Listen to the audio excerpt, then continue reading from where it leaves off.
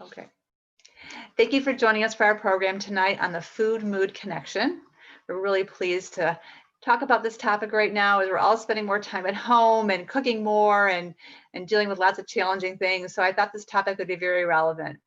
Our speaker tonight is Evey Schweig. Evey is a certified holistic health coach with degrees in biology and integrated nutrition.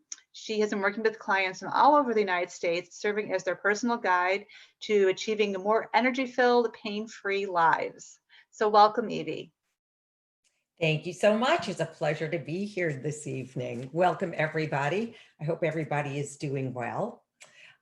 Today's topic is very appropriate given our current environment.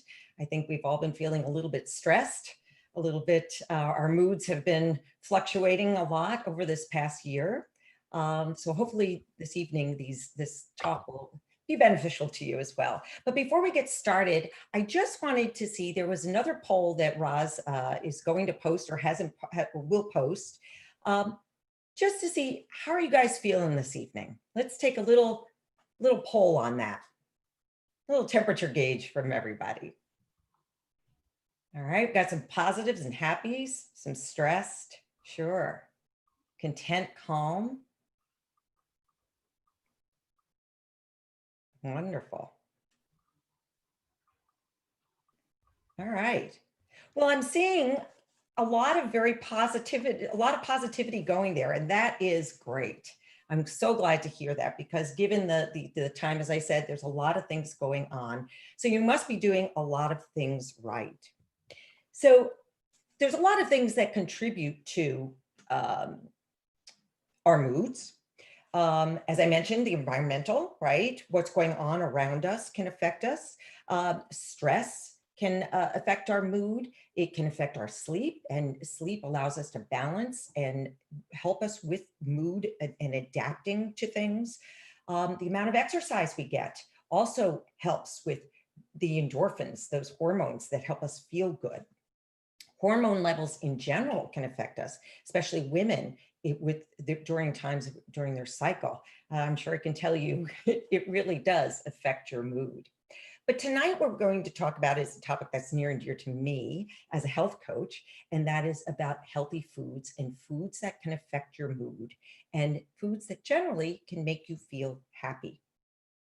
So food has a lot to do with mood, as I said.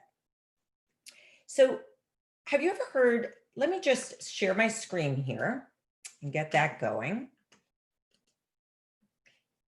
And we'll get the slideshow going.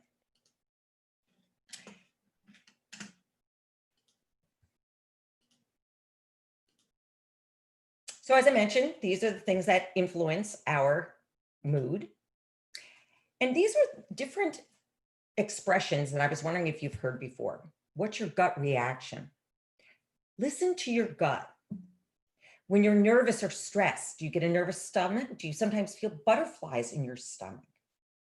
Well, there's a very good reason why we have these reactions. And that's because there really is a very specific connection between our gut, our stomach, our digestive system, and the brain. So our guts do a lot more than just digesting. In fact, the gut contains over 100 million different nerves. That's more than what's in the spinal cord. And 90% of these nerve endings in the gut connect directly to the brain. So we really want to keep our gut happy. So tonight what I want to talk about is the different types of moods that we have. One can be categorized as a short-term mood, which sometimes it means, you're just feeling grumpy for the day, or maybe hangry. Maybe you're hungry and you're getting a little angry, so you're hangry. Versus long-term, which describes more your attitude in life. It's your lifelong attitude, whether your glass is half full or whether your glass is half empty type of person. So let's look at that short-term mood. Oh, by the way, I wanted to mention, these slides will be available. Roz can send those out to you tomorrow with follow-up. And everything that's on here will be included on the slides, so you don't have to worry about taking notes as we go along. I'm going to try to move quickly so we have time to do some fun cooking. So short-term mood are affected by our sugar levels. So this really is a direct reaction to what we're eating during the day. If you're eating a lot of sugary foods, you probably find that you're feeling very much like this guy on the left here. Very happy, very energetic. But what might happen is very shortly thereafter, you might find that those energy levels fall, that maybe you're starting to get a little moody, maybe a little weepy even. Maybe you're having a hard time focusing or just downright tired. There's a reason for this. The reason is when you eat high sugary foods, they get processed quickly.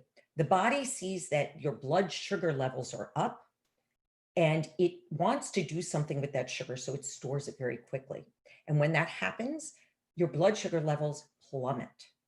So the whole day, you've got a cycle like this of your highs with sugar and your lows when you're without. When you're down here, your body says, I need more sugar. So you eat more sugar and you go up, you go down, you go up, you go down. I wonder how many of you out there have had this experience. I know I certainly have. Now that I understand a little bit more about how to affect my mood, it doesn't happen as often. But how can you avoid this, right? That's what we want to know. So for short-term mood fluctuations like this, the trick is to avoid those added sugars. So added sugars are found in a lot of processed foods, along with a lot of processed carbohydrates that get easily broken down into sugars in our body. So we want to avoid those high sugary foods and replace them instead with foods, whole foods that are naturally high in complex carbohydrates, as opposed to those simple carbohydrates that break down into sugars, healthy fats, and fiber. Those are the things that are going to keep our mood level throughout the day. And here's an example of some of those foods. We have our green leafy vegetables. We have our root vegetables, things that have healthy fats like avocados or nuts are good for us as well, high fiber. And again, these things, the slide I will send to you, so you'll be able to see that later on. So we talked about short-term mood. Let's look at long-term mood. Foods that help long-term mood are foods that help us balance our hormones, fight inflammation, support brain function, and feed a healthy microbiome. So let's look at these individually. Let's take a look at the hormones. Now, I mentioned the endorphins that were released when you exercise. There's also serotonin. Serotonin is described as our feel-good hormone. So the more serotonin that we have floating around in our blood, the happier our mood.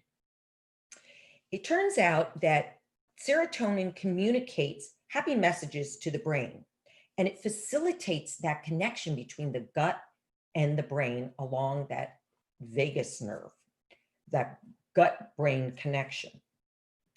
It's interesting that almost every single antidepressant that's out there works to increase the serotonin levels in the body or keep the serotonin in the brain for a longer period of time. But it's better to get serotonin naturally, right? So it turns out that 90% of the serotonin in the body is found right here in the gut. So we want to work on getting those foods to get more serotonin. And how do we do that? Well, we need to find foods that are high in tryptophan, B vitamins, and magnesium. Why? Because tryptophan is the precursor for serotonin. It's actually an amino acid, and it gets broken down into serotonin in the body. So we need that tryptophan to do that. And here are some of our tryptophan-related foods that help us. So tryptophan is found a lot in animal products, so you'll find it in meat. I'm sure you've heard tryptophan being noted as something during Thanksgiving that's found in turkey that makes us sleepy after eating. Well, it is a calming. Serotonin is our happy hormone and helps calm us. So it's no surprise. It's also because we eat a lot during Thanksgiving too, but that's another story. But so you can find it in your eggs and in dairy products such as yogurt, but there are also vegetarian sources, one of which is dark chocolate. I know everybody's glad to hear that, right? Well, it's actually the cacao or the cocoa that is in a chocolate bar.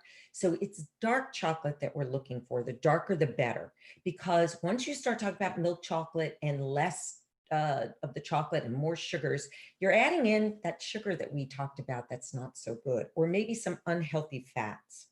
But things like that, lentils are also a good source of tryptophan. Lentils and pumpkin seeds. And we're actually going to include lentils in one of the dishes that we're doing tonight. So I talked about B vitamins. We need B vitamins because they help facilitate the transition of tryptophan into serotonin. So here are some sources of the B vitamins. So B12 basically is found in, again, animal products. You're going to find it again in those meats. It's found in fish, which is particularly good for you for other reasons we'll mention later on as well, and dairy. So those things keep coming up. You also, there's some sources of B12 in plant-based, but mostly in the animal food products. Folate, when you think of folate, think of beans and greens. That's where you're going to find your folate. And B6 is basically found in your grains and starchy vegetables.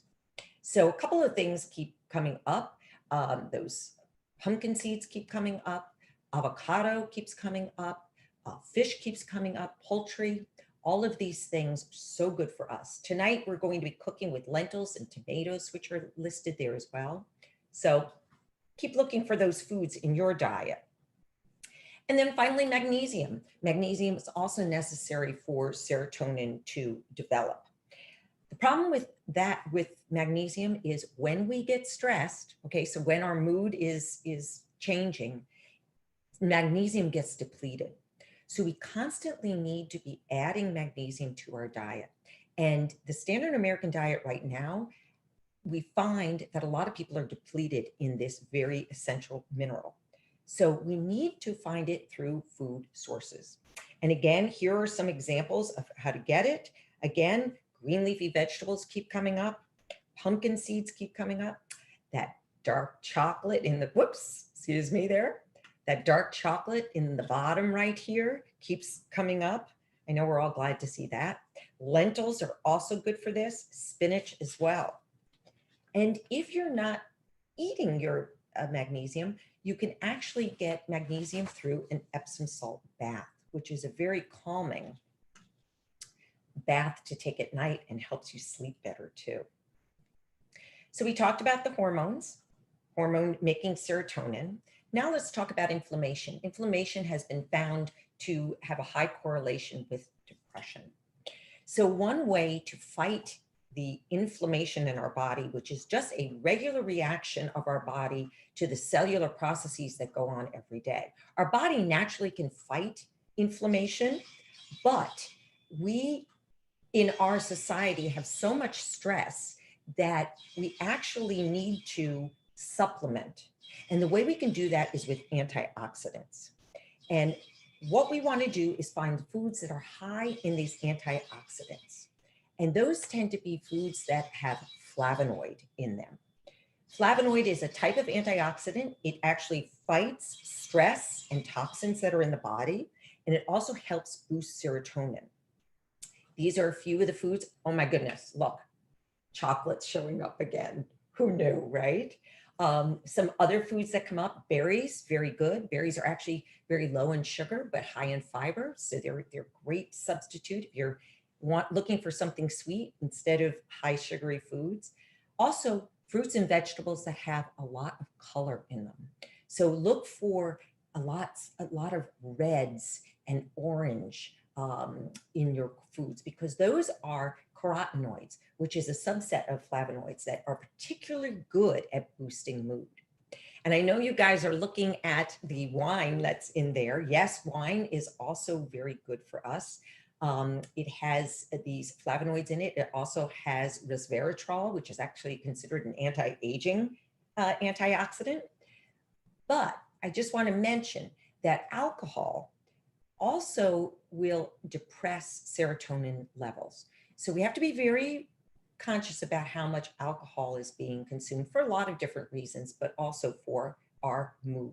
It may boost our mood quickly, but over the long term, we need to be careful. So let's now take a look at foods that support the brain.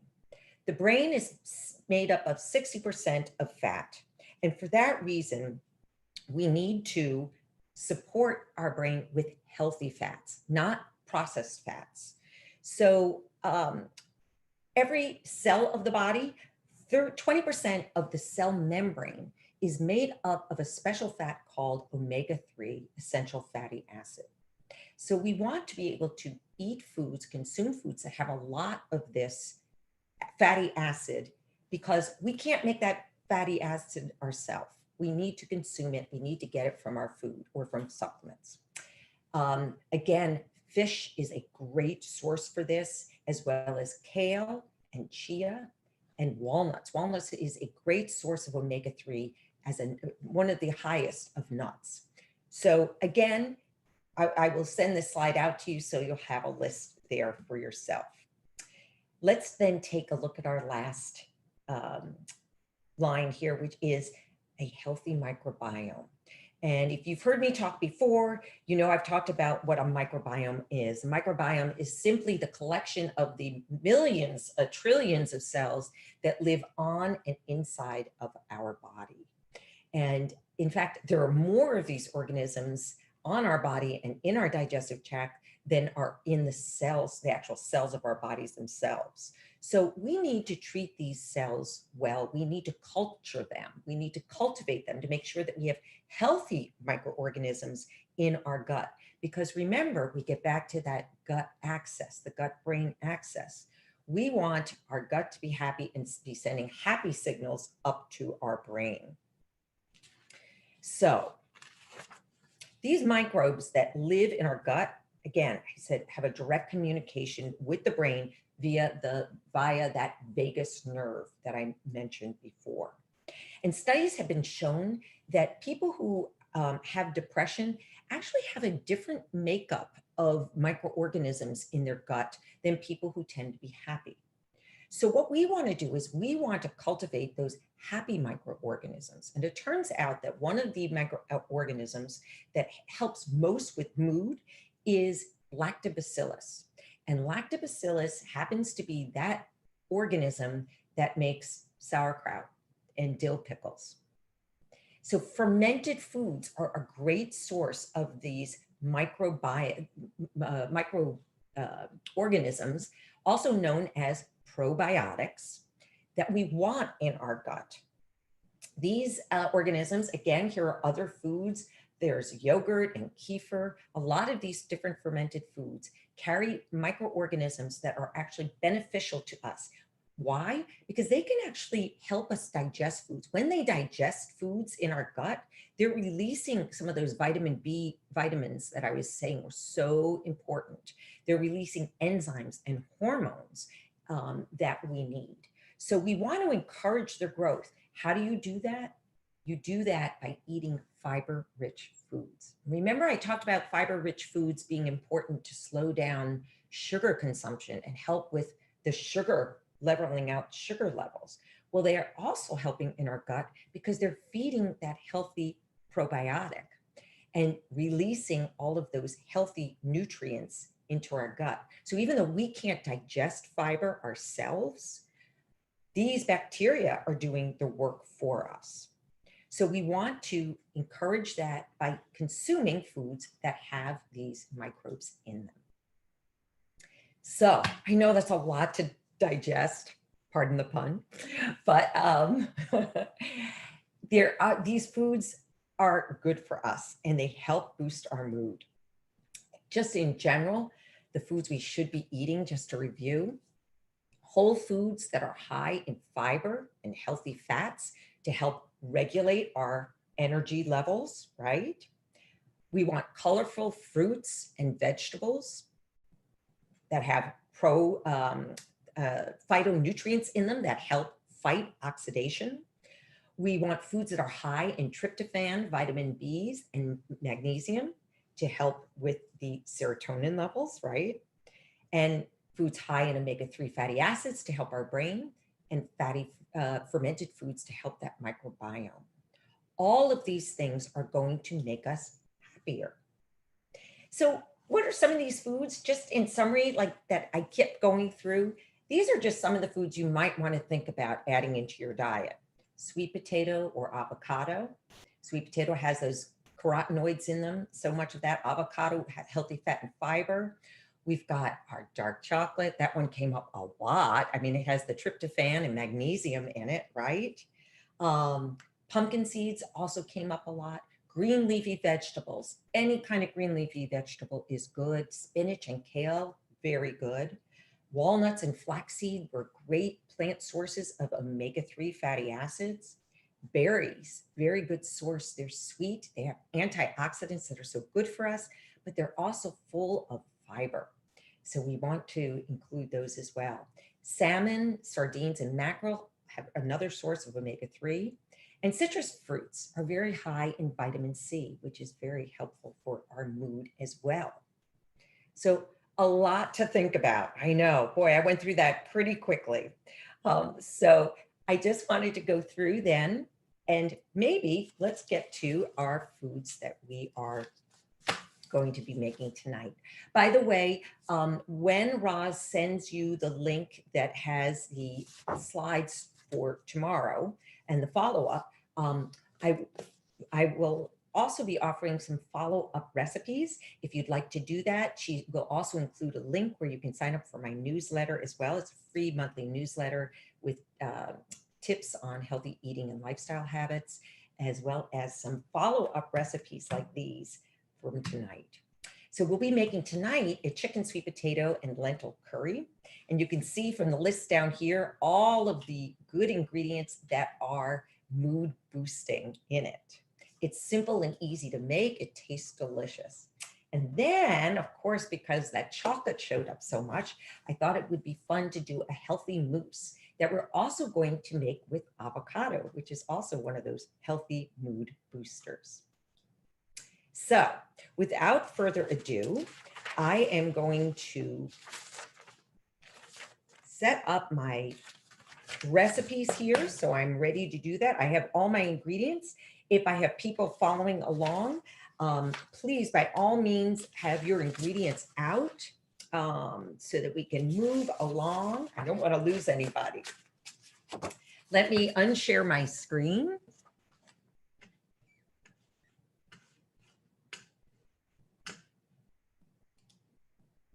Okay, and I am back. Wonderful. So, Roz, did we have any questions on that, or are we doing okay? We did have a couple questions. Okay. Someone wanted to know, do these foods offer the same benefits if they are cooked? Yes, in fact, there's some foods such with the carotenoids that are actually better because the antioxidants are released when they are actually cooked. So tomatoes have some antioxidants in it, same thing. So yes, cooking can, it depends on what it is that they're giving. There are some antioxidants that might be more fragile, but in general, you're getting a benefit from them if they're cooked or if they're raw as well. Then we had one other question. Someone writes, I've been eating a smothered cabbage soup. It contains fresh cabbage, apple cider vinegar, and chicken broth. Would this be a sort of substitute for sauerkraut? Actually, it is not, but it does have a lot of fiber in it, which will help that microbiome. So that will help your mood just for that. What it doesn't have is it doesn't have those live microbes in it that will be feeding the gut.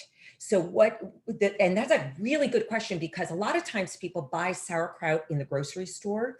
And if you were buying your sauerkraut in the aisle where they're not refrigerated, they've been cooked. And once you cook the sauerkraut after the fermentation has happened, the bugs, the healthy bugs are being killed off. they have to do that, because if they don't do that, the bugs keep growing and the container can explode because they give off gas in the process. The lactic acid, CO2 and lactic acid cause it to explode. So if you are shopping for your pickles or your sauerkraut, you need to be looking in the refrigerated section for those. We have 2 more questions, Evie, and then we'll get going. We'll quickly to your recipes. Sounds good. One I person love wants it. to know, does chicken have as much tryptophan as turkey? You know, that's a really good question. I don't know the answer to that. I don't know whether it's just that we eat so much turkey on Thanksgiving that's why it's become known for that.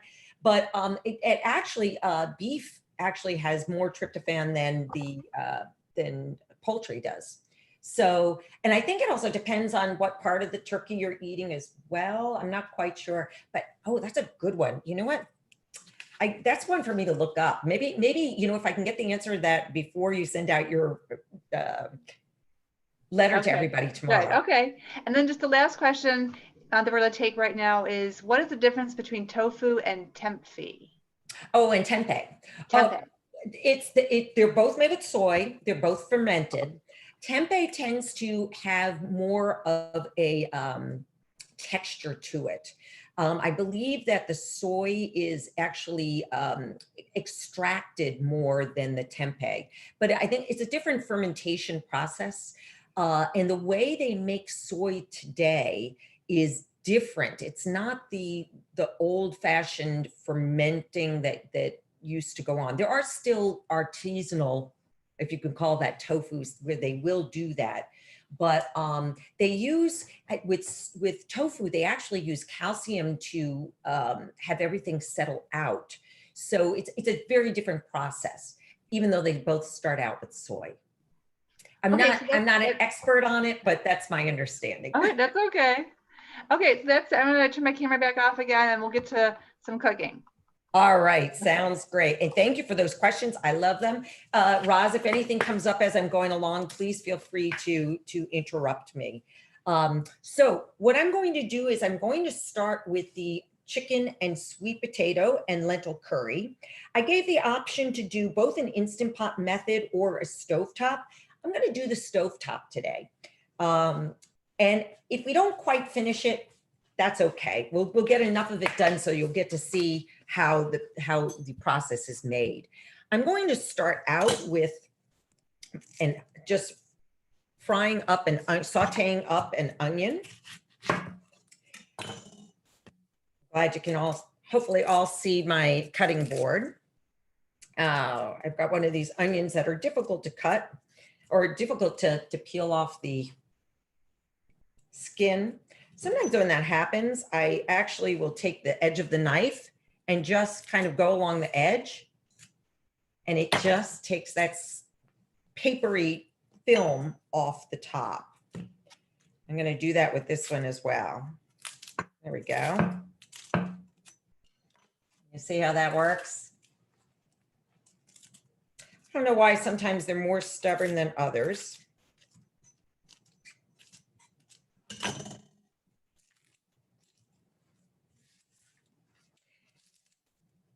I'm going to want to do the onion in, it doesn't have to be finely chopped. So what I'm going to do, I cut it in half. What I will do is I start from the end that has where the stem was coming out, and I'll leave the root side intact, and I'll just cut down through. I did about 3 times, and I'll cut across horizontally. And then I will just do a rough chop. And I realized that I wanted to bring my cooktop over to you so you can see. So I'm going to move my portable cooktop over here instead of using my oven. And I'm going to use a Dutch oven. I use my Dutch oven all the time. And while I'm chopping this onion, I'm going to heat up a little bit of olive oil. Usually I like to get the pot hot before I add my olive oil. I'm trying to speed things up a little bit, but hopefully that won't be a problem. All right. And again, let's see, I want to make sure you can see me. I'm going to cut through, and then I'm going to cut through this way and just do a rough chop. And I'll show you a little bit about the size of the dice so you get an idea of the size. All right, I want to get that browning, so I'm going to put that right into my pot. Did get a chance to heat up. I had the hot top heating while I was talking.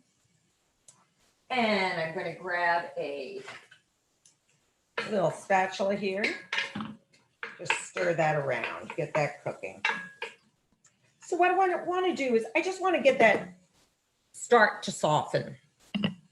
And while that is softening, it'll probably take about 3 minutes or so.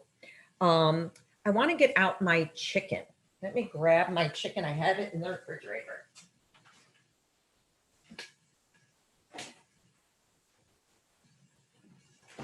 This is why I love cooking from my kitchen. I could just go into the refrigerator and grab what I need. So I did clean the chicken earlier. I got this from Trader Joe's. It's an organic free-range chicken. I like to try to buy my meats as fresh as possible. And I will use just another cutting board here so I don't contaminate my cutting board with the meat. It's kind of a nice little luxury to be able to do that. What I like to do is just clean up a little bit by taking off some of the fat that's left on. I actually grew up, my dad was a butcher. So I would go into the butcher shop on the weekends and help him. We got to do the cash register, but we got to watch him cutting meats and learning that sometimes there's fat hidden in the meats that need to be cut off. So I don't go crazy trying to cut all of it off. I know that this is a cleaner. This animal has been raised cleanly. And the fats on these tend not to harbor as many toxins as other conventionally raised meats. But that is where the toxins will be stored. In us too. All right, so this is browning nicely. I'm going to cut the chicken now into bite-sized pieces. I would say, maybe 1 by 2 inches. I just want them small enough that when you're eating, you don't feel like you have to take a knife to it. You can just spoon it into your mouth. This is about 1 pound of chicken.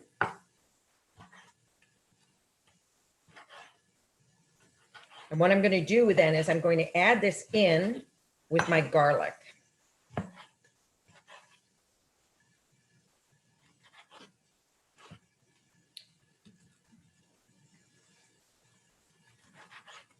Again, I hope you can see the pieces that I'm doing. It's a little bit small, but I'll hold it up so you can see when I'm done.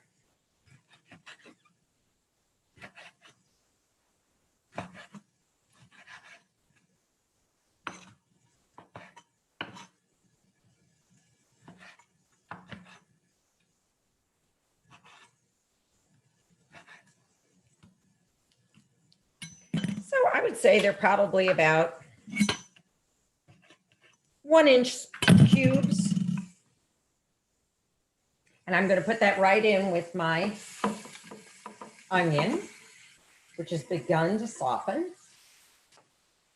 Just wash my hands here.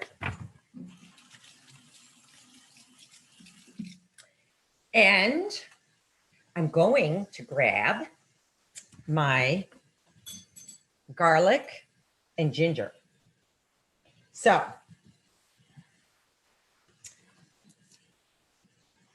what I love when I'm doing my garlic, I don't know if you can see, but I still even just have the paper all around this garlic clove. I'm going to take the side of my knife and just give it a good smash. And what you'll see is it will break up that paper, and the paper comes right off. I'm going to smash this other clove. Be careful with your fingers. I always keep my fingers up when I'm doing it. But you'll see that even before I've started chopping, this clove now has broken up into pieces. So all I need to do is do a rough chop on this now. And I have some pretty small pieces. And that's good enough to go right into my pot. All right, here we go. Okay. I'm gonna let this, basically what we wanna do is we wanna get the chicken to brown. While it is browning, I am going to now take my ginger. This little trick about ginger. So if you have a spoon, you know, it's always so hard to peel the skin off the ginger. What you can do is you can just take a spoon, literally, and scrape the ginger. And it will clean the skin right off of the ginger. So let me see how much ginger I actually needed here. 1 tablespoon. Okay. So I'm going to take about an inch of this. And we'll see how much that makes. So what I'm going to do is I cut off about an inch. I'm going to cut off slices going across. There's like little fibers in ginger. So what I want to do is I want to cut across those fibers just to break them up. And then what I'm going to do is lay the slices down and chop them.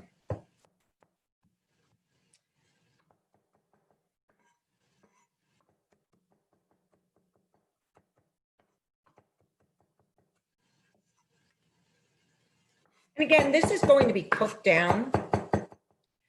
So I just want the pieces small enough that you don't get a mouthful of ginger in one bite. All right. So here's my ginger. I'm going to add that in. Give it a stir. It's cooking up nicely here.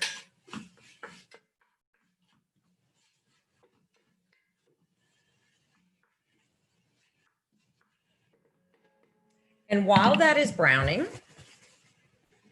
I can now go to my carrots and sweet potato. Remember, those were some of our feel-good foods, as is the chicken.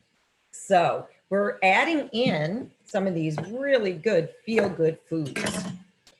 What I'm going to do, I have organic carrots here. I don't tend to peel organic carrots. I just wash them really well and I just let it go because I figure they've been growing in a organic medium. See, how do I want to chop these? I'm just slicing them into like 1/4 inch pieces. I'm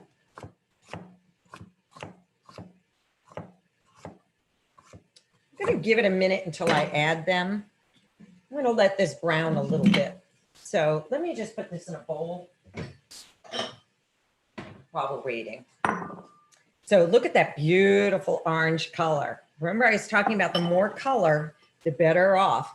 And it's good to do variety. You don't want to do all carrots. You want to do carrots one day. You want to do squash another day, because each color has a different antioxidant in it and it's giving you different healing properties.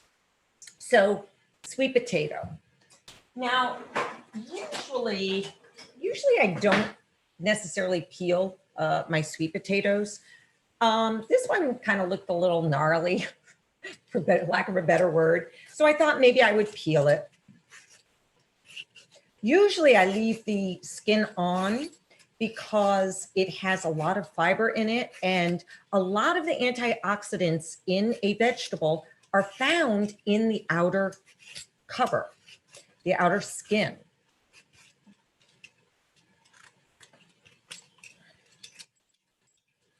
Alrighty, we got a peeled sweet potato here. I like to just cut off the ends. And by the way, I'm saving my scraps because I use them in compost. Or what I will do is for things like onions, garlic, well, I don't usually have garlic, but onions and celery and carrot ends, I'll put them in the freezer and I'll make it into broth when I'm cooking up. If I have chicken bones, I'll throw those in. I'll make like a bone broth. So it's nice. I always have that available. So what I did was I cut the sweet potato in slices, and I'm going to make it into a little stack here. And what I'm going to do is I'm going to chop down twice. So I have little French fry type shapes. I'm going to turn it 90 degrees, and I'm going to do the same thing. So that all of a sudden, then I have nicely shaped pieces of my sweet potato. And I'm going to do that with the entire potato until they're all chopped.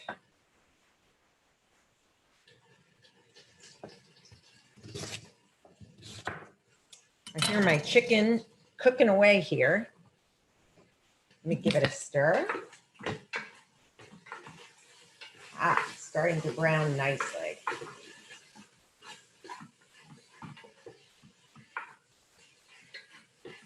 By the way, if you're browning something and it starts to burn on the bottom, you can just add a little bit of liquid, whether it's a little bit of broth or a little bit of water, and that will help loosen up what's sticking to the bottom and keep it from burning on you. This burner is not quite as good as my stove in terms of evenness of heating, so I've got to keep an eye on it.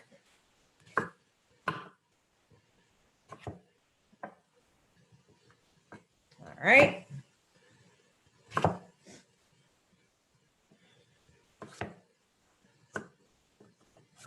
Little end pieces, I'll just cut into 4 instead of doing as many slices across. Okay, so now what I want to do is I want to stir up this chicken. Let me hold it up for you so you can see. I might leave this to go a little bit longer so that the chicken browns a little bit more. But in the interest of time, I think it's good enough. We're going to go ahead with it. So what I would like to do is start adding in my spices. So I have here cumin, turmeric. By the way, turmeric is a great antioxidant. Remember, we were talking about antioxidants helping inflammation. So this is also very good for fighting inflammation. Cumin, yeah, some people don't think of spices as being healthful, but they really do have a lot of healthy attributes to them. So let's see. So I want 2 teaspoons each of cumin and coriander.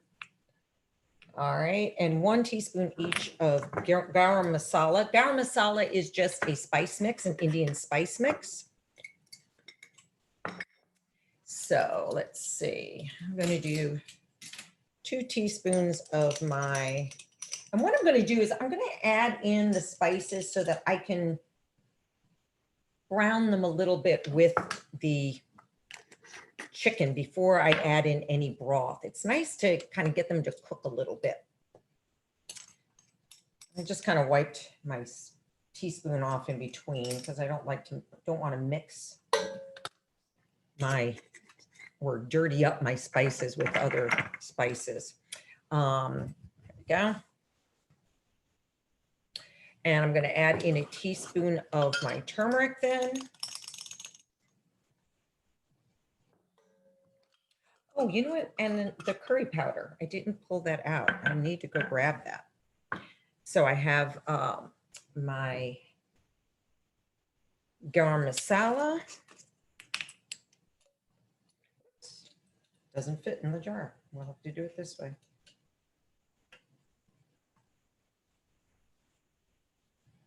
And a teaspoon of that. I love this spice. Oh, it's such a great spice blend. All right. Let me grab my curry. Okay.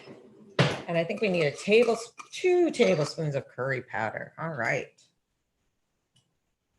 Oh, this is smelling so good. Oh, I wish you could smell this. Oh, used up the last of my curry. Perfect.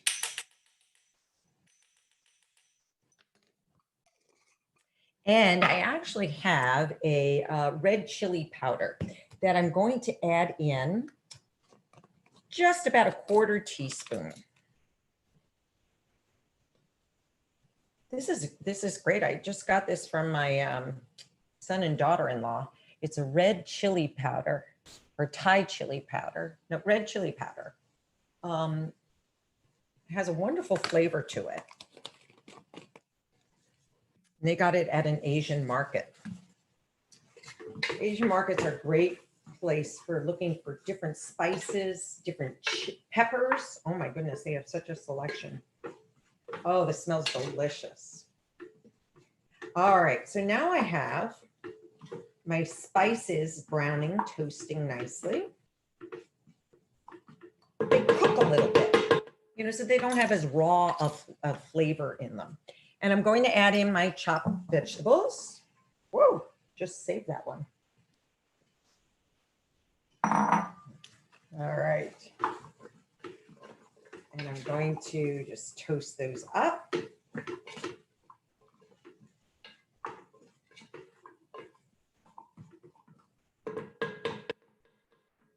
All right. Now, give that a second to cook. If I was doing this on my own, I might leave a few more minutes for this to be cooking, but in the interest of time, let's add in now our tomatoes. I have some organic diced tomatoes here.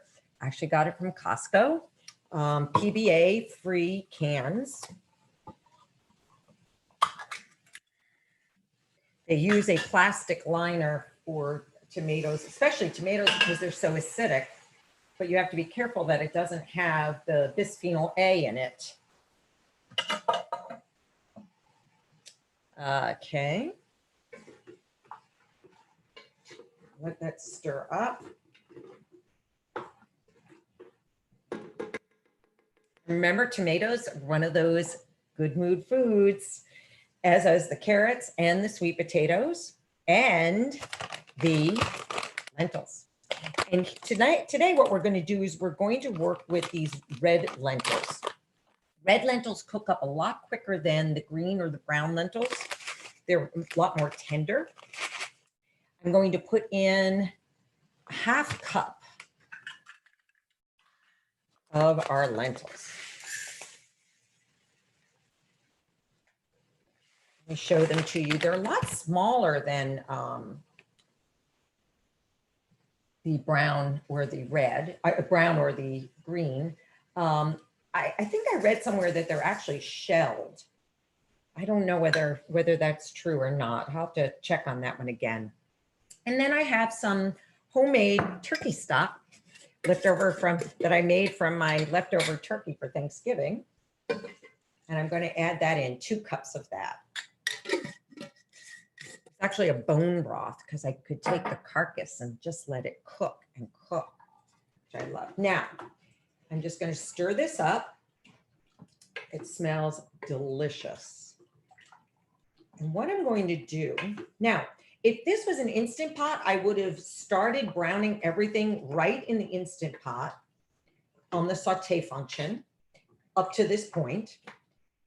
I would turn the saute function off at this point and then put the high pressure cooking on for 15 minutes. But since I'm doing it this way, what I'm going to do is I'm going to transfer this over to my stove behind me on a low heat.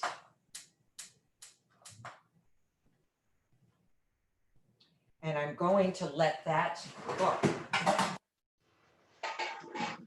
Typically, this would cook for about 25 minutes to a half hour. It all depends on how soft the sweet potatoes get. That kind of dictates when it's ready. Now, so what I'm going to do is while this is going on, I am going to go right to making our dessert, which is a avocado mousse, as I mentioned. Let me move this off. And we will get back to this because we do have a few more ingredients. What I want to do is I want to add some more of that mood boosting food. I want to add a bunch of spinach. So I'm going to add that in, as well as a little bit of lime juice and some coconut milk to make it nice and thick and creamy. So, but in the meantime, we can get started with the dessert. If we have time, what I will do is I'll make up a quick batch of cauli rice for the curry and show you how that's done as well. So let me bring over my little food processor. This is such an easy dessert to make, and it is guest worthy. They'll never believe that it's a no cook mousse that you're making.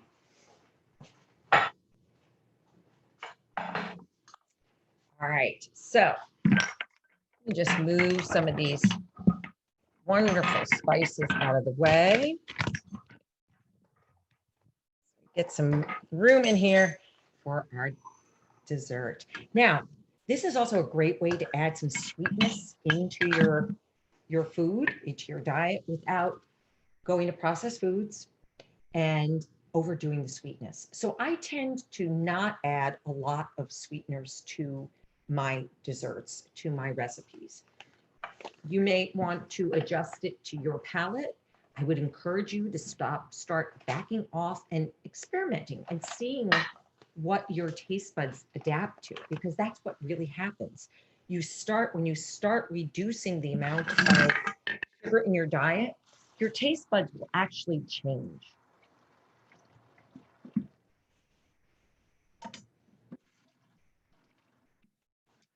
I just wanted to clean off that knife that I was using.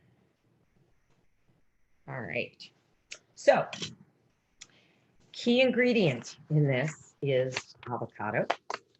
So, I wonder how many of you, normally I say, okay, give me a show of hands. How many of you cut open avocados? Did you know that avocados are, very good, Jessica, I see you. Thanks, that's awesome. 2, okay, wonderful. Excellent. All right, Margaret, I gotcha. Thanks for that. I love getting that feedback. That's great. So in order to cut, I was going to say that an avocado is one of a large number of emergency room visits for people because they cut their hands when they're opening up the avocado.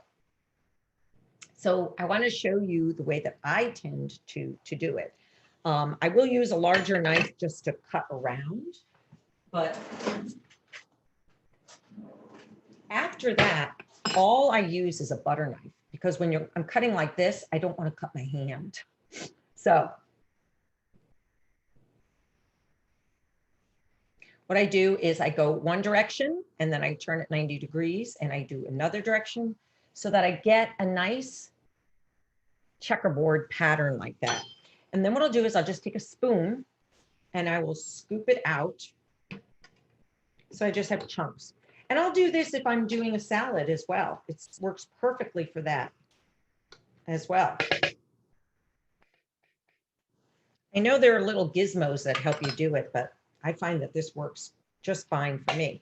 Now, here's the tricky part. So now you still have this little pit that's still here. This one is very little. What I will do is I'll take the knife and I'll just go like that with the top of my hand and twist it. And it comes right out. No emergency room visits here, okay? And again, I'm going to do the crisscross pattern.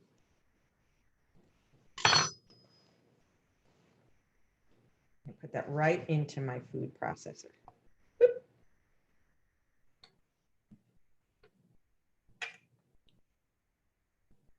Okay, there we go. Come back here, you guys, to the container.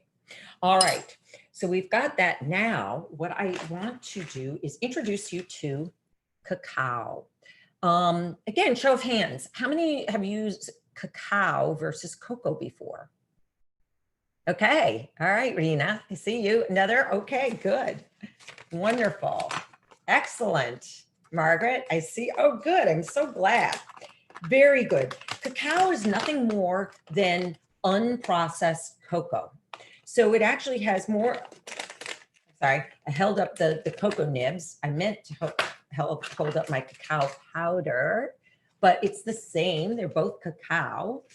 It's just that they have not been processed so that they retain more of their antioxidants, right? Those phenols that are so important in them, and or flavonoids. It has fiber, which is good for us as well. Okay, and I want to put in now 2 tablespoons. It has a similar flavor. I know some people say it tastes different to them. I don't see that much of a difference.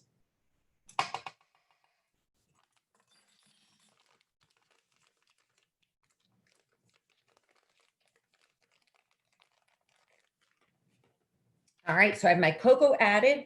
Now I'm going to add a little bit of honey just to add a little bit of sweetness. I'm going to add 1 tablespoon of honey in. This is some raw honey from Wisconsin, fairly local to me. To you guys too, I'm sure. Even closer than I am. Woo. All right. Now this is going to make 2 servings. So you're getting about 1.5 teaspoons of honey per serving, which is, that's a fair amount of sweetener. For me, at least, where I try to avoid adding a lot of sugars. All right, so I have my honey added. I'm going to add 1 teaspoon in of vanilla extract now.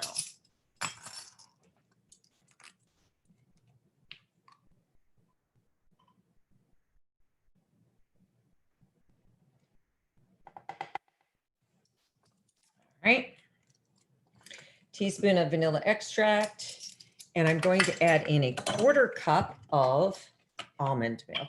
Now you can use any kind of nut milk that you like. I like the almond milk. The almond is also another one of those nice mood boosting foods. So I'm going to use a little bit of that, and I'm going to use a little bit of almond butter as well. So I'm going to add in a couple teaspoons of the almond butter.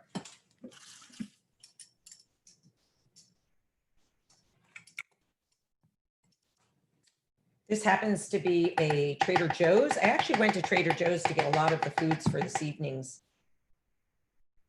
meals. I like Trader Joe's because they do have the organic produce.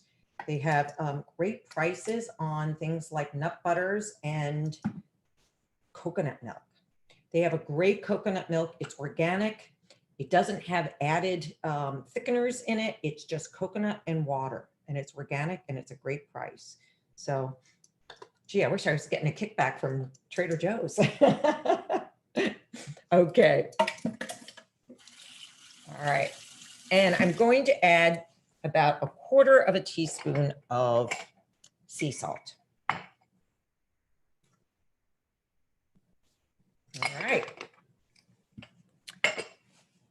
And guess what? That's it. we now just need to blend that all up, and we will have a wonderful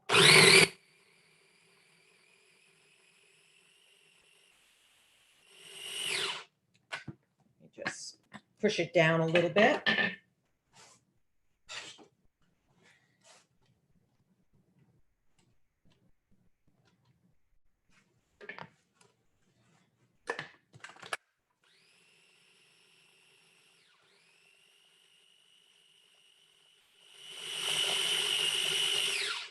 Well, that machine likes to talk. All right. I'm going to push it down one more time. Sorry, bear with me, bear with the noise. One more time.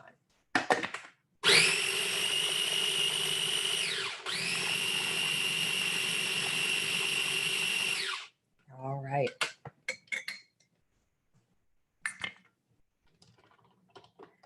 And this is a wonderful, as I said, dessert that you can serve company. And you don't have to tell them how easy it is to put together. But let's see. So let me just wipe off this cutting board.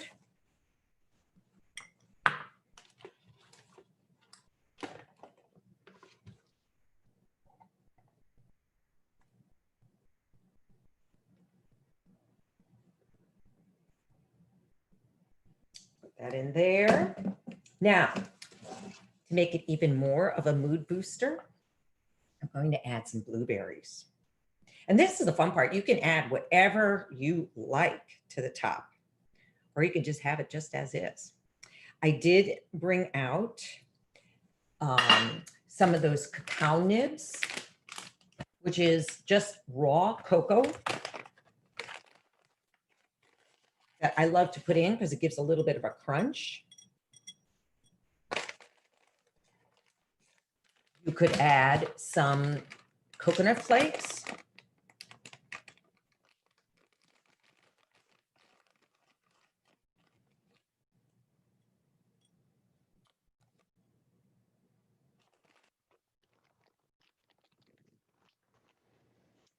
And there you have this wonderful mousse. I mean, it's really just so thick and creamy.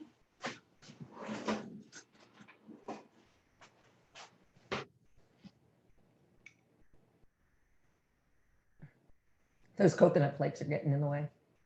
But isn't that great? Awesome. Oops, I have to taste a little bit. I think you're going to like that. Awesome. So we're coming up on the hour here. So what I would like to do is just take a quick look back at our curry and see how it's going. Let me bring it over in front here for you to look at.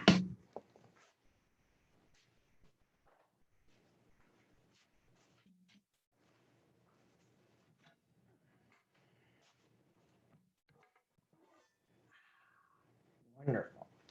All right. Now, excuse me for that noise. This isn't quite done because, well, let's just take a look. Let's see how firm those sweet potatoes are. Yeah, the sweet potatoes are still hard. I would keep this cooking and keep it simmering.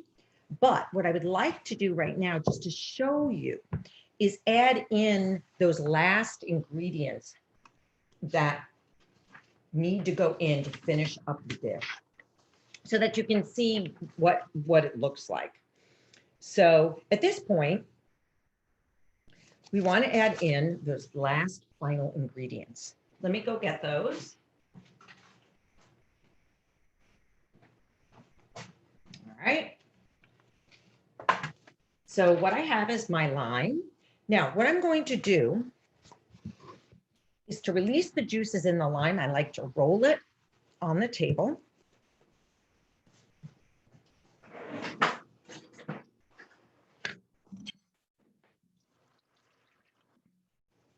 I'm going to cut it. And then what I like to do is take a fork and break up the juice cells by just stabbing it. And, you know, sometimes you can actually see the juices release. If it's a, whoops, I just got squirt in the eye. If it's a really juicy lime, it will, or lemon, you could see it just releasing then. But I'm just going to squeeze that directly in.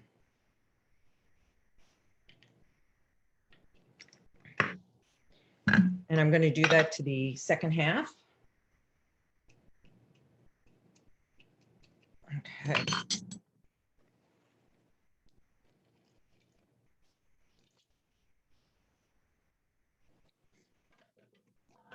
And then I am going to add in my spinach. I think I've got about 2 cups, which to me is like 2 good handfuls. I'm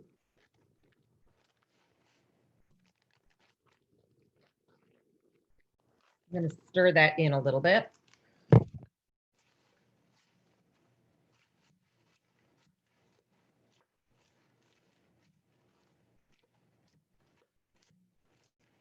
And normally I would just put this back on and, you know, let it wilt. It will wilt just from the heat of the curry that's here now.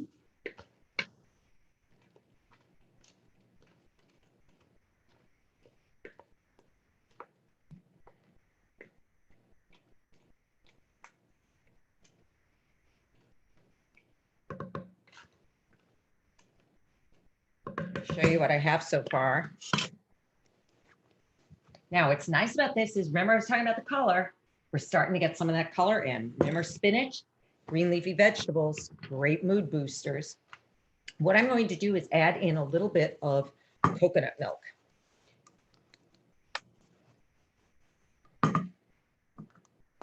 This recipe calls for about a can.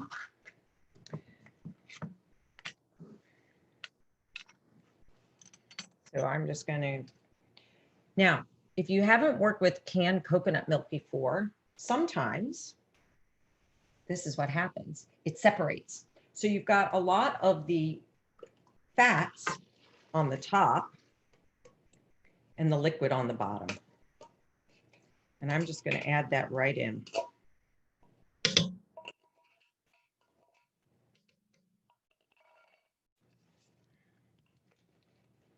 Once it gets into the heat of the curry, it's going to melt and mix in.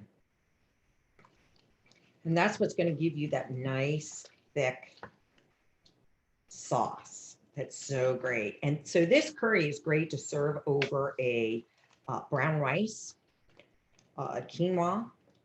And what I was going to, if we had time, I was going to do a cauli rice. You can buy frozen cauli rice. All you do is heat it up in a pan. If you want to make your own cauli rice, so easy to do. You just take a head of cauliflower and you pulse it in your food processor until it's the size of rice grains. And then you saute it in a pan with a little bit of oil. I like to add a little bit of parsley to it. You could add in onion if you want to, depending on how you're using it. Here is our curry. So let me grab a bowl.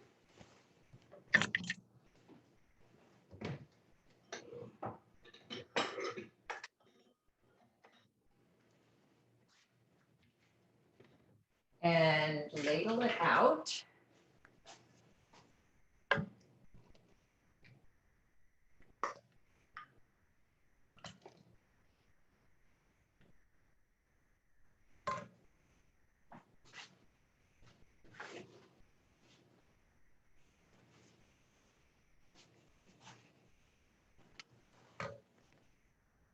For you to see.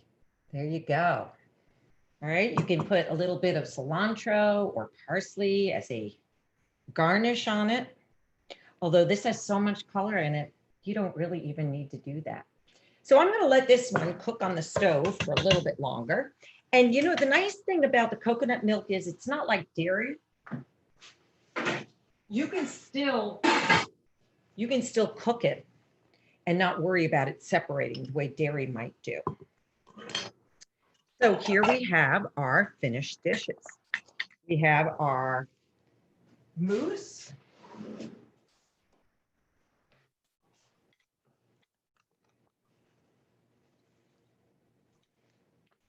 And our curry. All great mood boosters, great comfort foods, which is so, so important right now.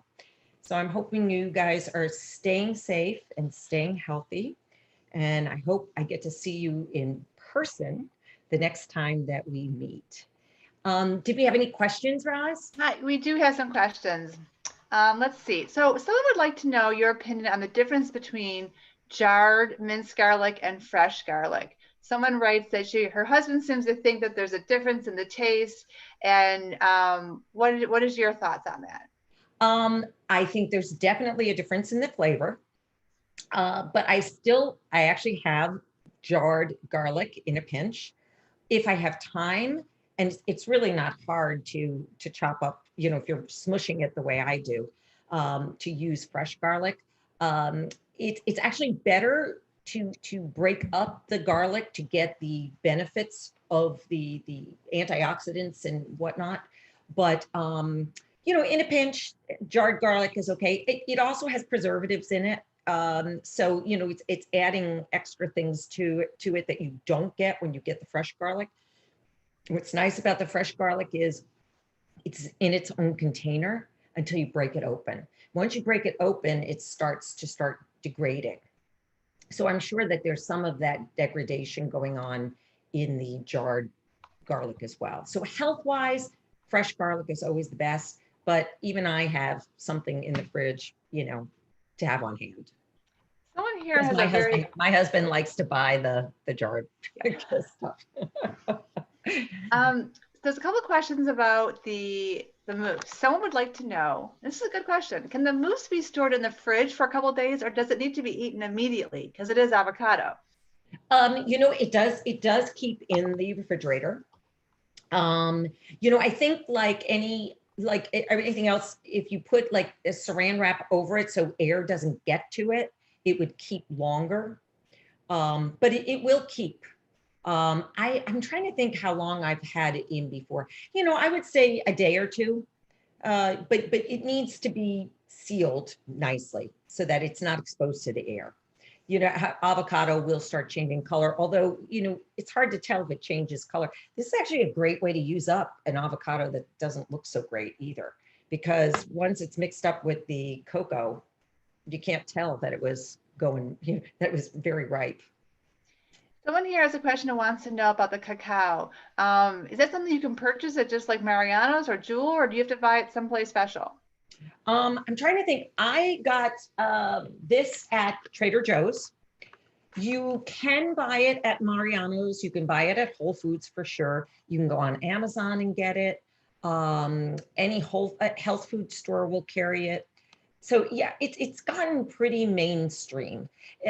With Mariano's, you might have to hunt a little bit, you know, maybe look in their gourmet or their gluten-free section, because it's, you know, a lot of people who cook gluten-free will probably be cooking with the cacao as well. But it's pretty well distributed these days. And we have a question about the curry dish. She'd like to know, is it spicy? I don't tend to make it very hot spicy because I'm not real tolerant of it.